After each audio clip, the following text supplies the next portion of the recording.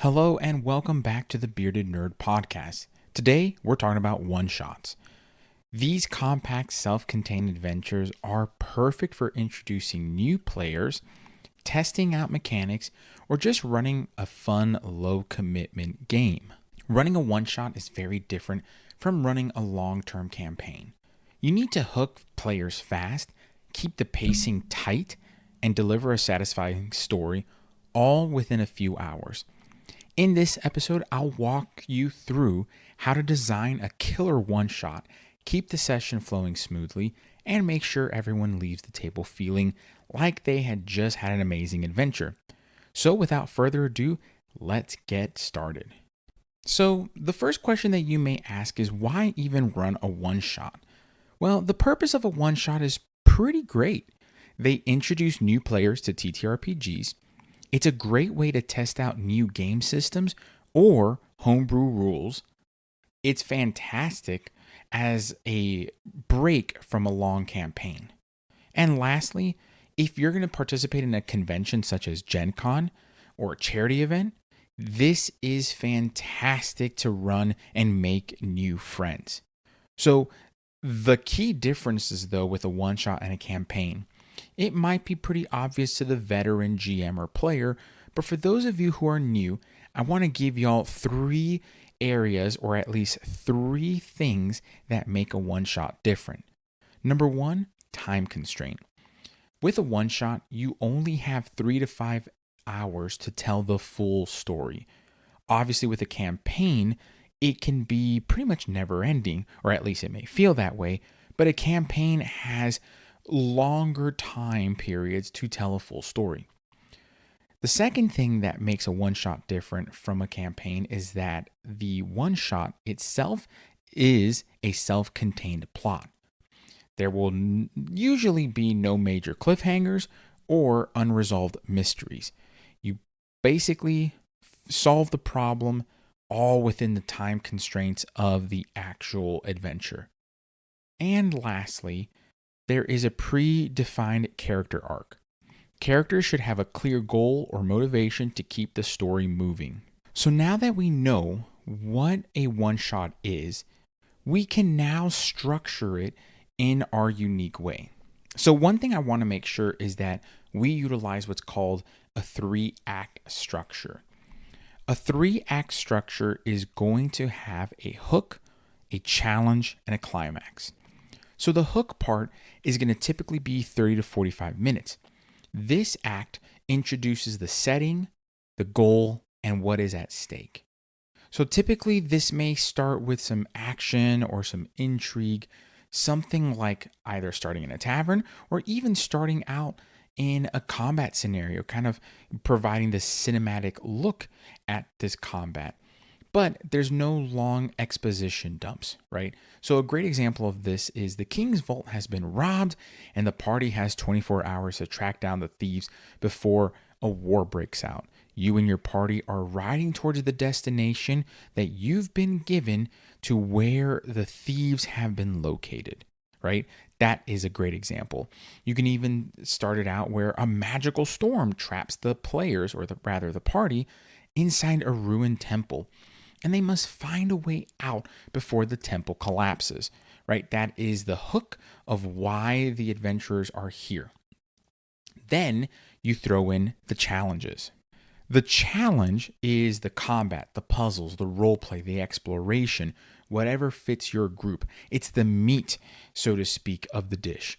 You want to keep things moving fast, but by not letting scenes drag for too long, but this is where you're going to have combat if you're running a more combat-based one-shot.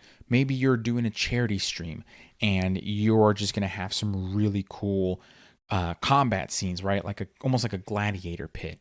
That would be a great one-shot. Maybe you're doing this more a la Critical Role where you have 4 to 5 hours. So you're going to do maybe 2 hours of role play and 2 hours of combat, right? That's a really good in the middle method for running a one shot. But the second act is going to be where all the major stuff happens. Now, you could add a major twist in this section, in this act, to keep the players on their toes, right? So what you could do is you started out with the king's vault being robbed, you track down the thieves, and then all of a sudden when you head to the thieves' den, it's not actually stolen. It was planted as bait. And you actually see the king and the king's guard there waiting for you to eliminate you. It was a trap set by them for whatever situation you want to come up with as a GM. And then that's where it leads into the climax of it.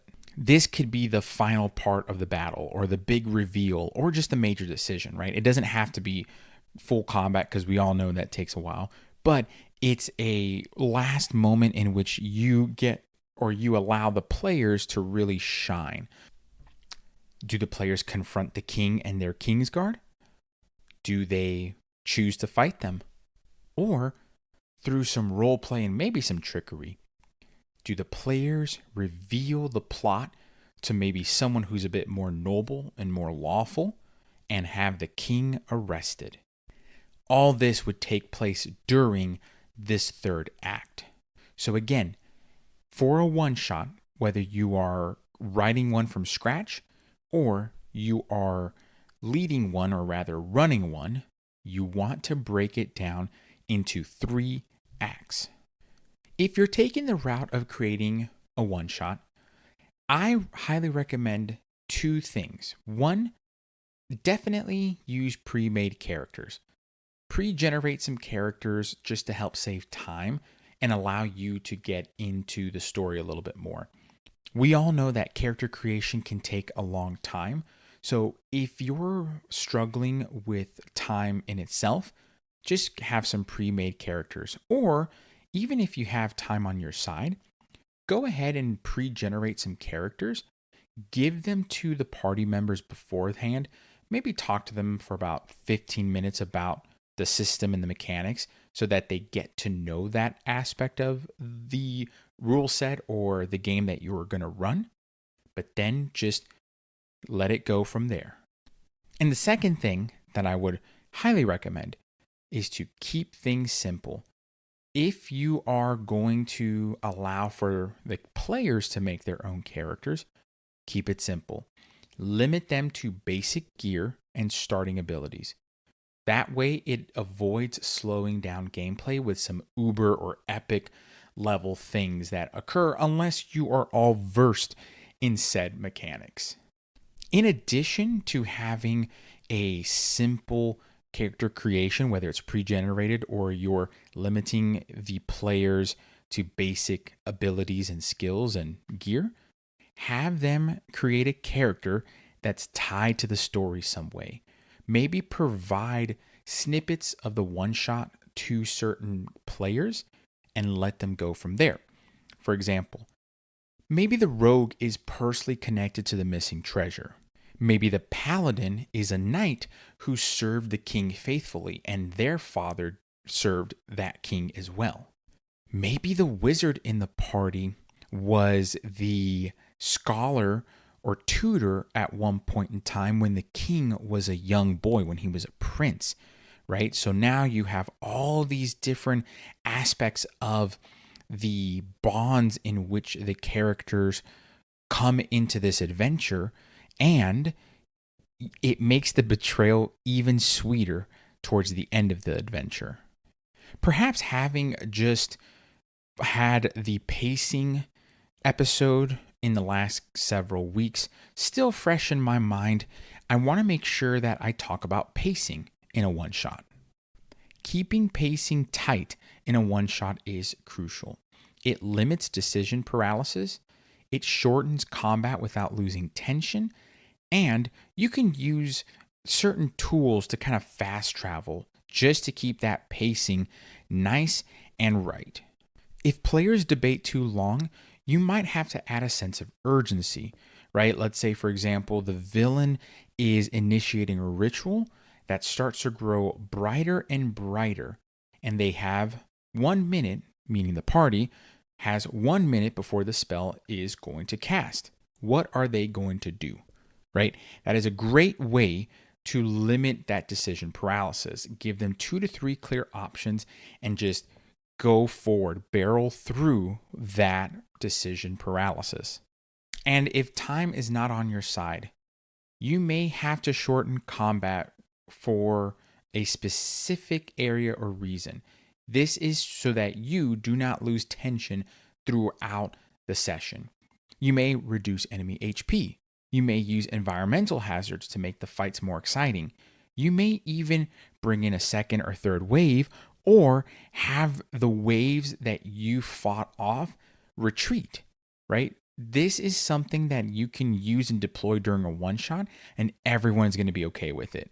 Heck, you can deploy these techniques throughout a campaign, and everyone's going to love it. Now, when I mention environmental hazards, I'm not talking about what OSHA would write you down for, but I'm talking about things like the floor crumbling or a magic storm erupting or disrupting spells. I'm talking about the bridge about to collapse, very, Moria or Khazad-dûm style. I'm talking about things that you can use that is in the environment to either add to the combat or to add to the role play. I've always loved using snow and blizzards and storms as a way to bring in other environmental factors into combat. It just makes it more exciting. Lastly, let's talk about cutscenes for fast travel. So instead of role-playing long journeys that would eat up time, just cut to the next scene, right? You can just say something simple like this. After 3 days of travel, you finally reach the haunted ruins. The air is thick with fog and the entrance stands before you. Something simple, straight to the point, is really key when running a one-shot.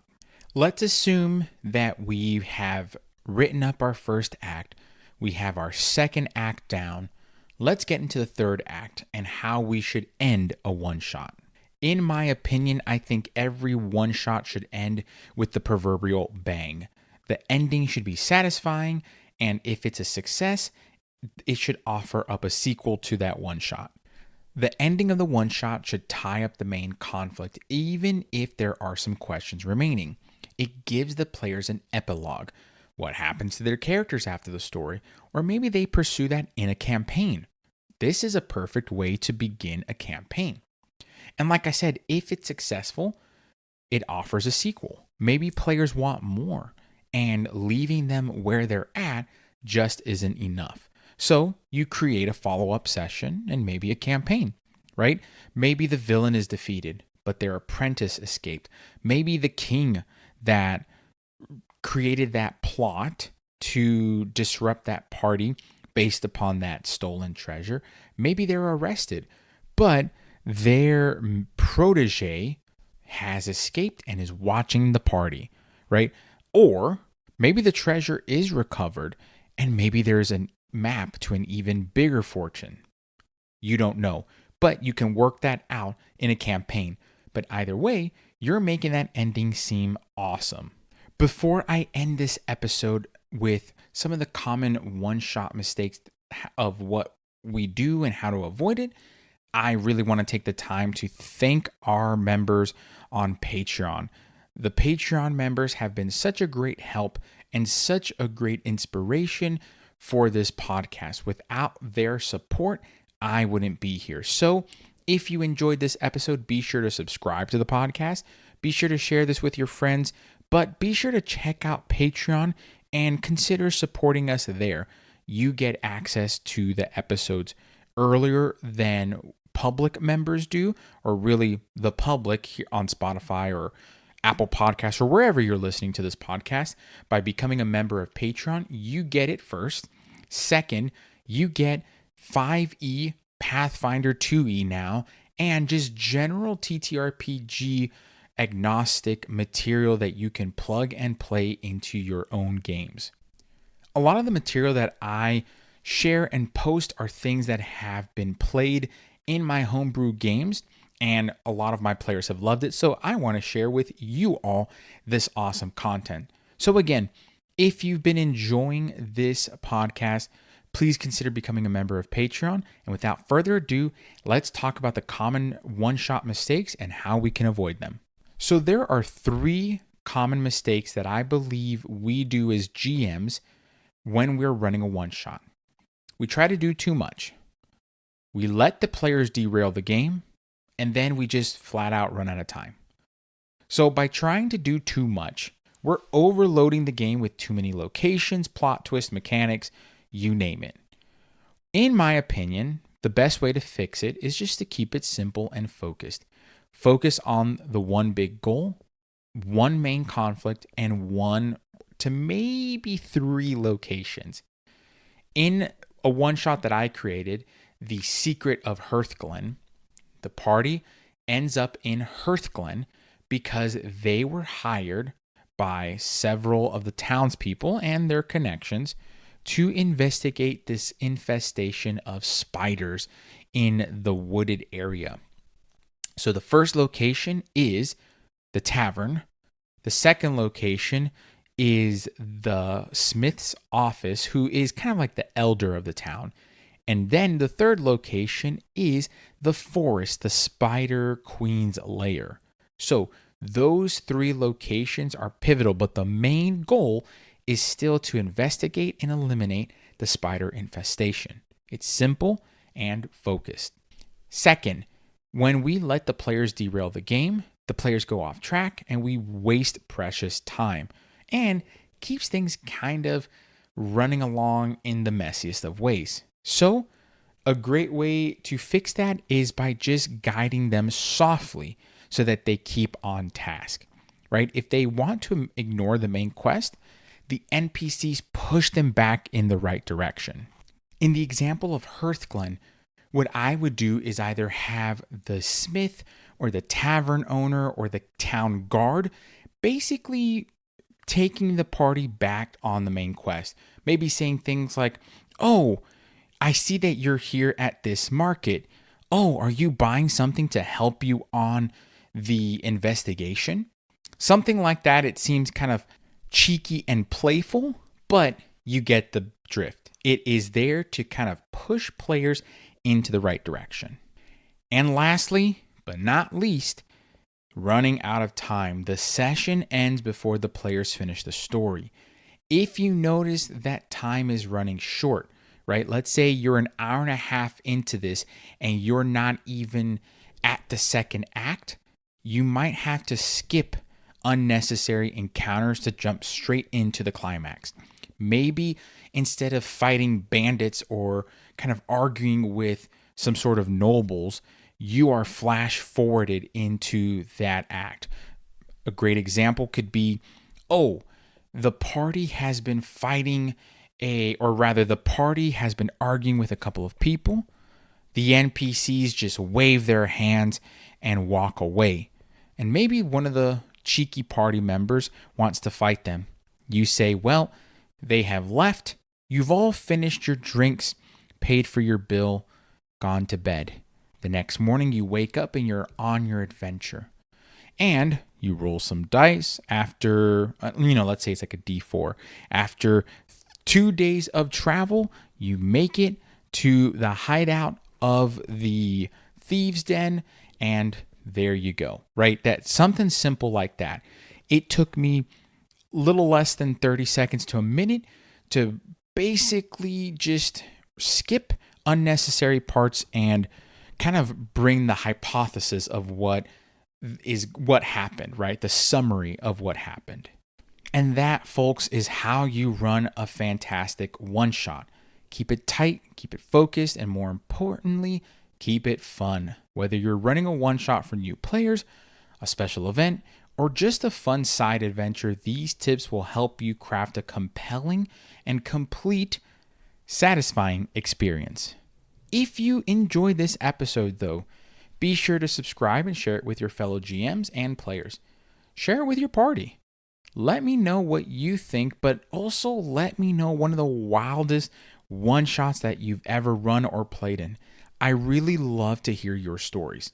You could share it here. You can share it on social media. You can share it even on Discord, where we are building an awesome, beautiful community. So with all that being said, appreciate y'all listening. Much love, and as always, keep gaming.